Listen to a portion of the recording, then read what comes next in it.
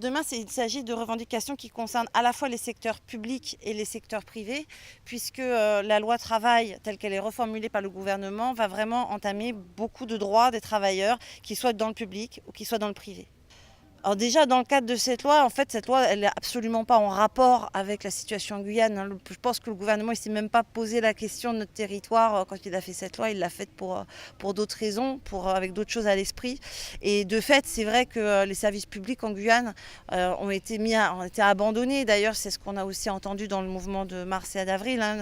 Les gens veulent des hôpitaux, ils veulent des écoles, ils veulent des transports, ils veulent des infrastructures qui leur permettent de mieux vivre.